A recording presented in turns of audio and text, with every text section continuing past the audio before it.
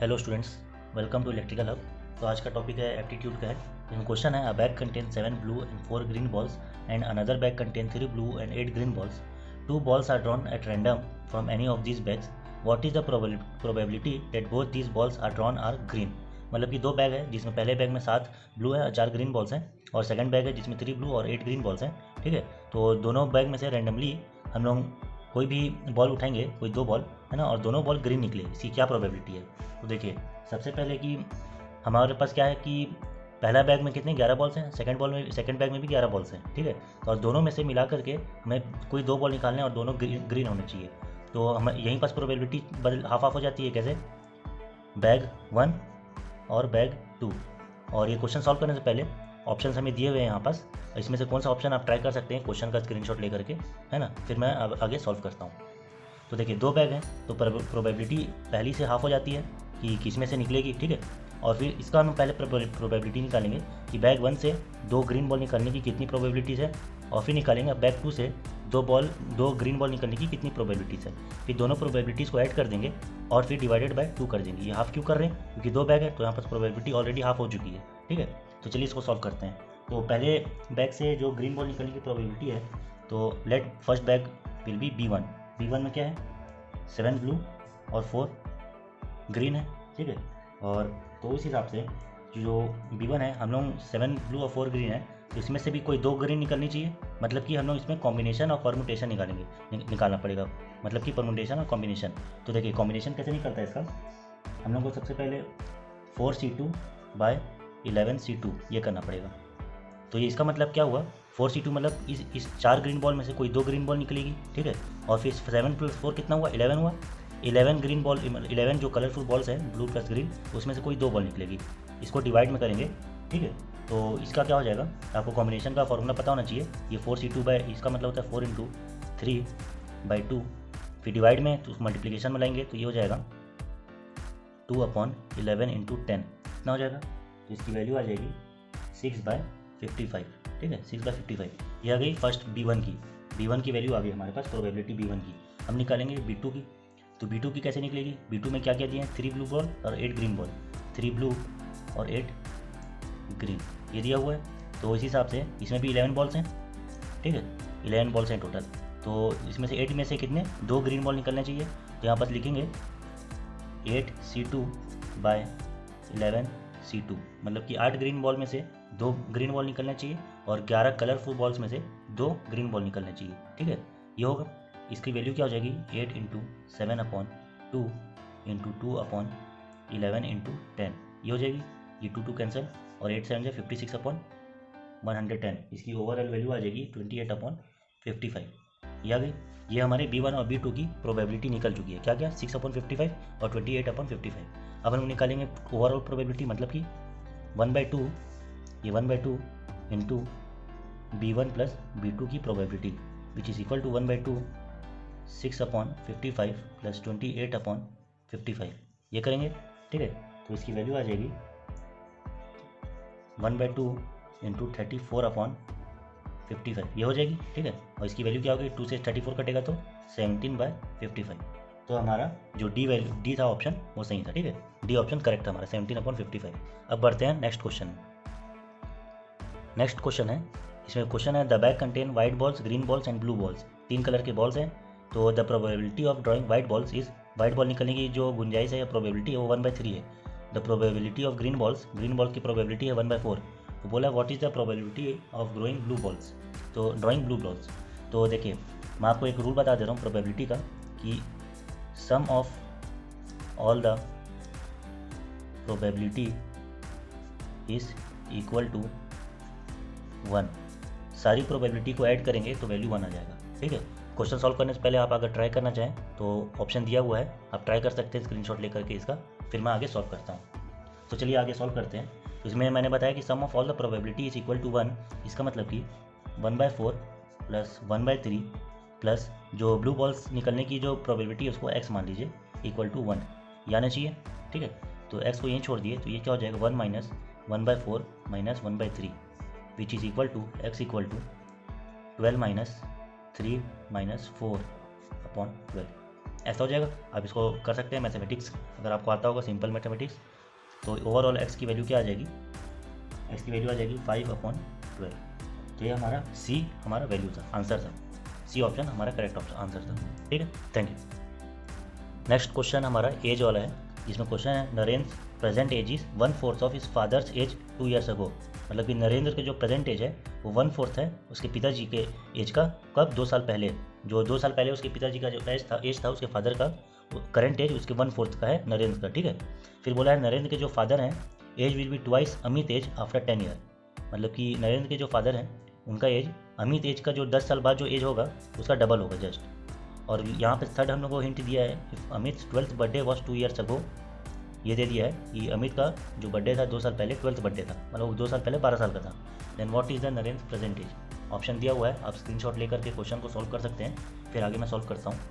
तो चलिए शुरू करते हैं। तो यहाँ पर सबसे पहले लिखेंगे कि पहला हिंट ये है, सबसे ईजी हिंट यही है, if Amit 12th birthday was 2 years ago. मतलब कि अमित का जो प्रेजेंट एज होगा, अमित का प्रेजेंट एज क्या होगा, 2 साल पहले 12 का था, मतलब 2 साल बाद कितना होगा, 12 + 2 होगा, मतलब कि 14। ठीक है, 12 + 2 14 हो गया। ये अमित का प्रेजेंट एज है। अब हम लोग देखेंगे कि 10 साल बाद, मतलब कि सेकंड लाइन में, Narendra father age will be twice Amit age after 10 year। ठीक है, तो अमित एज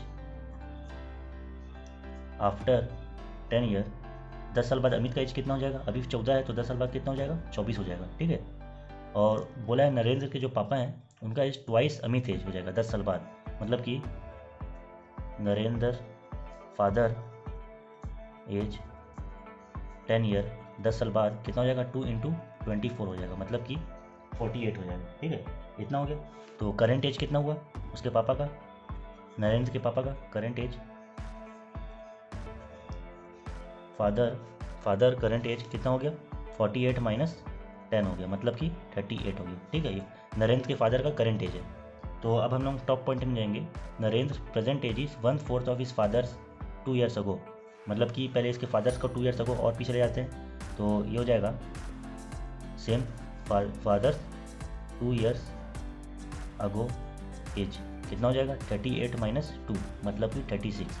ठीक है, 36। और नरेंद्र का जो एज है 1/4 है उसके पिताजी के, जो 2 साल पहले 36 एज था। तो मतलब कि 1/4 ऑफ 36, ये करेंगे वैल्यू क्या आ जाएगी, 9 year। तो ऑप्शन हमारा 9 year, मतलब कि ए था आंसर। ठीक है, ये हमारा आंसर था 9 year। ये किसका एज है जो हम लोग को क्वेश्चन में दिया था, what is the Narendra present age. Narendra present age 9 year है। ठीक है, थैंक यू। ये क्वेश्चन है सरफेस एरिया का क्वेश्चन है, जिसमें क्वेश्चन में बोला है rectangular garden having a length and breadth of 120 metre and 80 metre respectively and it has 5 meter wide path around the side. Find cost of gravelling the path at ₹2 per square metre. ठीक है, तो इसमें question बोला है कि rectangular garden है, rectangular garden है समझ लीजिए। ठीक है, जिसका लेंथ दिया है 120 मीटर, ये 120 मीटर है, और ब्रेथ है 80 मीटर। तो और यहाँ पर बोला है कि 5 मीटर चौड़ा एक पाथ है वॉक करने के लिए या किसी के लिए भी। तो इतने एरिया में ग्रेवलिंग करना है या फिर कुछ फुटपाथ बनाना है, जो भी बनाना है इतने एरिया में, उसका कॉस्ट बताओ जब पर स्क्वायर मीटर ₹2 है। तो सबसे पहले हम लोग पूरे इसका निकाल लेते हैं, पूरे बड़े आउटर जो रेक्टेंगल है उसका एरिया निकाल लेते हैं। लेंथ इंटू ब्रेथ होता है रेक्टेंगल का, मतलब कि 120 × 80। ठीक है, इतना करेंगे, इसकी वैल्यू क्या हो जाएगी, 8 × 12, ये हो जाएगा 9600 मीटर स्क्वायर। ये होगी इसकी लेंथ, ये एरिया होगी, सॉरी 9600 मीटर स्क्वायर। इसका हो गया। अब हम लोग निकालेंगे अंदर का, इसका मतलब कि पहले हम लोग इतना निकाल लेते हैं, ये पार्ट। ठीक है, तो ये कितना है, ये लेंथ इसका 120 है और ये विड्थ कितना है, 5 मीटर है इतना। तो हम लोग निकालेंगे 120 × 5 which is equal to 600 meter square. और जितना ये है उतना ही ये भी है, सेम टू सेम ये पार्ट। तो मतलब कि 600 मीटर स्क्वायर इंटू 2 कर देंगे which is equal to 1200 meter square. अब कौन सा बचा, ये पार्ट बचा और ये पार्ट बचा। ठीक है, तो देखिए ये तो ओवरऑल कितना था, ये 80 मीटर था, 80 में से ये 5 निकाल दिए, ये 5 निकाल दिए, तो बचा कितना, 70 बचा। ठीक है, ये 70 बचा और ये विड्थ कितना है, 5 मीटर है, मतलब कि 70 × 5 विच इज़ इक्वल टू 350। ये एक साइड का हो गया। अब देखिए और साइड है, मतलब into 2 which is equal to 700 meter square. ये हो गया। अब हम लोग 1200 + 700 ये करेंगे, इसकी वैल्यू कितनी होगी, 1200 + 700, ये हो गया हमारा 1900 मीटर स्क्वायर। ये इस पाथ का एरिया होगा। ठीक है, 1900 मीटर स्क्वायर, ये इतना हो गया। अब हम लोग निकालेंगे 1900 मीटर स्क्वायर का रुपीज़ में, मतलब कि कितना पैसा लगेगा इसको कन्वर्ट करने में। तो 1900 इंटू 2 करेंगे, क्यों करेंगे, ₹2 पर स्क्वायर मीटर है, ये कर देंगे, इसकी वैल्यू आ जाएगी 3800 रुपीज़। तो हमारा ऑप्शन था सी, आंसर आ गया 3800। तो ये इस तरह क्वेश्चन सॉल्व हो जाता है। तो ये क्वेश्चन में दिया है for 4 successive years the cost of petrol were ₹15 per litre, ₹20 पर लीटर, ₹25 पर लीटर एंड ₹30 पर लीटर। मतलब कि लगातार 4 साल के लिए पेट्रोल का कॉस्ट पहले साल कितना था, ₹15 पर लीटर, फिर 20 गया, फिर 25 गया, फिर 30 गया रिस्पेक्टिवली, हर साल ये बढ़ते गया, ठीक है।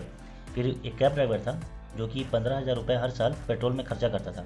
If a cab driver spend an average of ₹15,000 per year on petrol, ये एवरेज 15,000 रुपये खर्चा करता था हर साल। Then he spend what average cost of petrol per litre for the year 4 year. मतलब कि देखिए ये एवरेज है 15,000 रुपये हर साल का, तो हम लोग को निकालना है 4 साल का कि पर लीटर ये कितना, मतलब कितना खर्चा करता था हर साल के हिसाब से। 4 साल का हमको निकालना है कि ये कितना खर्चा करता था। चलिए spend average cost of petrol per litre for the per litre, ये कितना खर्चा पड़ा इसको। जैसे फर्स्ट ईयर तो 15 था, सेकंड ईयर 20 था, थर्ड ईयर कितना था 25, फोर्थ ईयर था 30। तो 4 साल का अगर ओवरऑल करेंगे तो पर डे मतलब पर लीटर उसका कितना पेट्रोल का खर्चा पड़ता था वो हमको निकालना है। तो यहाँ पर देखिए जो फर्स्ट ईयर है, सॉल्व करने से पहले आप ऑप्शन देख सकते हैं, आप अगर खुद से सॉल्व करना चाहें तो कर सकते हैं स्क्रीनशॉट लेकर के, फिर मैं आगे सॉल्व करता हूँ। तो देखिए फर्स्ट ईयर में कितना था, ₹15 पर लीटर, और 15,000 कितना खर्चा करता था हर साल, तो 1500 अपॉन 15 करेंगे, ये कितना गया 1000 लीटर। फर्स्ट ईयर ये 1000 लीटर पेट्रोल डलवाया।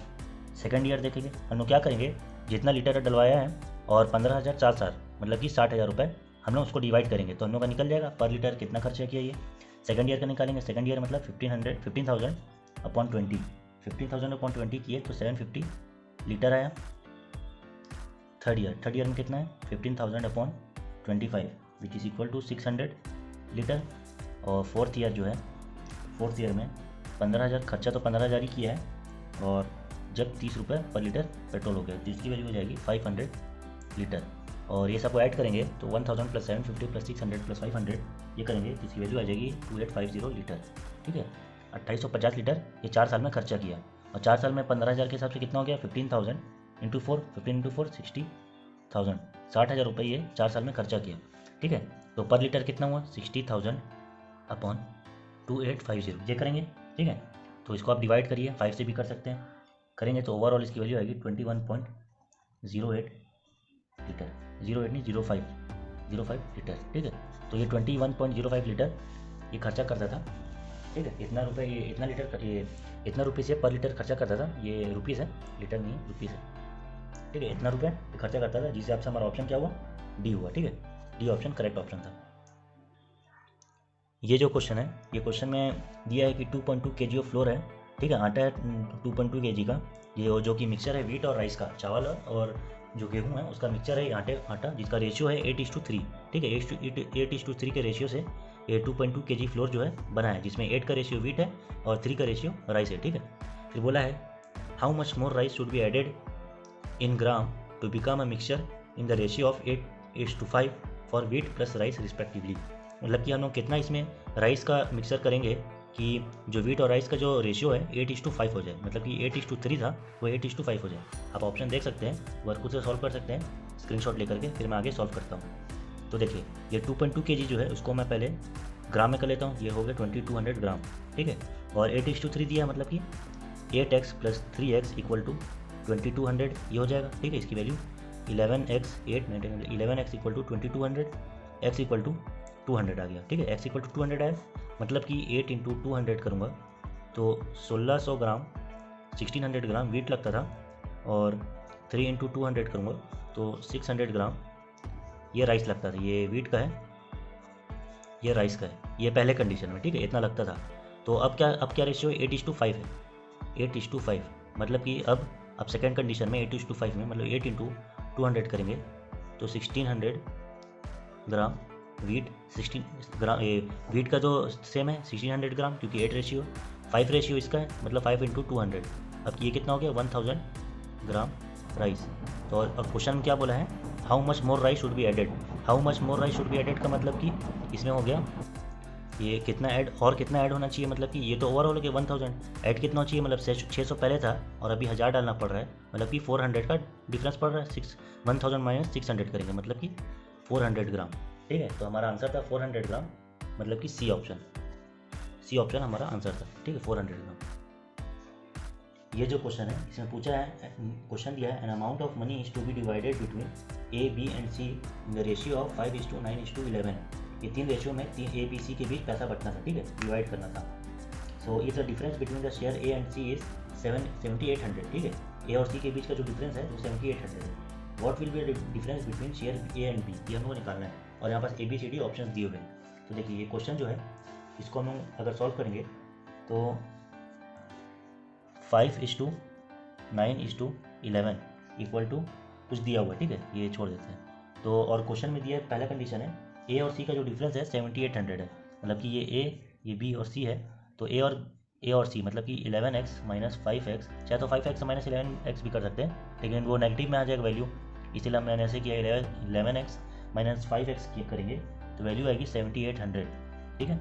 इसका मतलब कि 6x इक्वल टू 7800 ये हो जाएगा। उस हिसाब से x की वैल्यू क्या आ गई 1300, ये आ गया। और सेकंड कंडीशन मतलब सेकंड क्वेश्चन क्या बोला, what will be the difference between share A and B. तो ए और बी मतलब कि 9x minus 5x equal to क्या होगा, ठीक है, ये बताना है हम लोग को। और 9x माइनस 5x मतलब कि 4x हो गया, 4x इक्वल टू 4 × 1300, ये करेंगे 4 × 1300 विच इज़ इक्वल टू 5200, ठीक है, ये आ गई वैल्यू। तो ये हमारा ऑप्शन कौन सा था, 52D था, डी हमारा आंसर आ गया। अब हम लोग नेक्स्ट क्वेश्चन में जाते हैं। नेक्स्ट क्वेश्चन आप देख सकते हैं आगे होगा डिस्प्ले में। क्वेश्चन है find the next number in the series 1 to 11, 12, 20, 47, 111, फिर x दिया है, ठीक है। और आप ऑप्शन भी देख सकते हैं कि क्या क्या ऑप्शन है, आप एक बार सॉल्व कर सकते हैं क्वेश्चन को। तो चलिए अब मैं स्टार्ट करता हूँ। देखिए सबसे पहले क्या दिया है 12, देखिए सेकंड नंबर क्या है 12 है, ठीक है। तो 12 कैसा आया होगा 11 + 1 पावर 3 ये होगा, तो 12 आ जाएगा। अब सेकंड क्या है 20 है, 20 में कैसे होगा 12 + 2 पावर 3, फिर क्या है 47 है, 47 हम लोग कैसे ला सकते हैं 20 + 3 पावर 3। उसके बाद फिर 111 है, इसका मतलब कि 47 + 4 पावर 3। देखिए जो टर्म पहले आ चुका था उसको पुट करना है, और 1 2 3 4 सीक्वेंस है उसके पावर में ये लाते जाएंगे। तो x की वैल्यू क्या हो जाएगी 111 + 5 power 3 which is equal to 236, ठीक है।